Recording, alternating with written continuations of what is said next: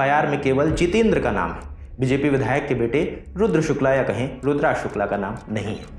3-4 दिन बीत गए, बवाल मचा, मीडिया में चर्चा हुई, सवाल उठे, तब जाकर सीसीटीवी फुटेज देखी गई। फिर रुद्राक्ष समेत 9 और लोगों का नाम एफआईआर में जोड़ा गया। कहते हैं राजनीति में कोई भी सीन फाइनल नहीं होता, कभी एफआईआर से बचते हैं तो कभी पुजारी के पैर छूते हैं।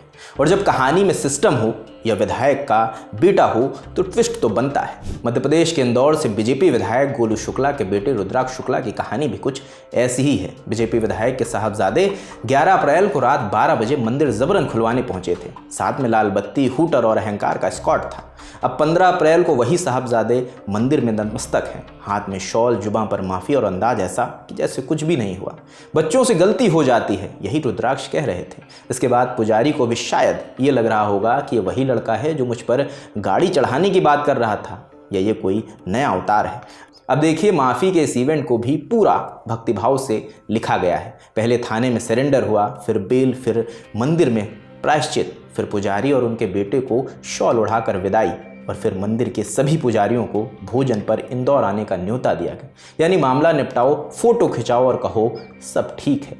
लेकिन असली सवाल यह है कि आध्यात्मिक ज्ञान अचानक कैसे आया? क्या मन बदल गया या फिर दिल्ली से फ़ोन आ गया? दरअसल जब ये मामला हाईलाइट हुआ तो मामले पर बवाल मचा, मीडिया में चर्चा हुई, सवाल बीजेपी के आला कमानों से भी पूछे गए। मध्य प्रदेश के बीजेपी अध्यक्ष वी.डी. शर्मा की भी प्रतिक्रिया आई थी। कहा था कोई भी हो, चाहे किसी का भी बेटा हो, जो भी दोषी होगा उस पर कार्रवाई होगी। ये कोई का भी बेटा हो, किसी ने यह अधिकार नहीं दिया कि आप किसी प्रकार की ऐसी घटना दुर्घटना करेंगे। प्रशासन उसकी जांच कर रहा है, कोई भी होगा उस पर कार्रवाई होगी। वी.डी. शर्मा के कहे का असर भी हुआ। 14 अप्रैल को रुद्राक्ष समेत 9 लोगों का नाम एफआईआर में जोड़ा गया। इसी के साथ अगले दिन 15 अप्रैल को रुद्राक्ष ने 5 साथियों के साथ थाने में सरेंडर किया। करीब 1.5 घंटे चली कानूनी प्रक्रिया के बाद उसे मुजल्के पर जमानत मिल गई। इसके बाद रुद्राक्ष सीधे चामुंडा देवी मंदिर पहुंचे। दर्शन के मंदिर के मुख्य पुजारी दामूनाथ को दंडवत प्रणाम किया। पुजारी महेश नाथ के बेटे उपदेश नाथ के पैर छुए, उनसे माफ़ी मांगी। वही उपदेश नाथ जिन्होंने मामले में एफआईआर दर्ज कराई थी।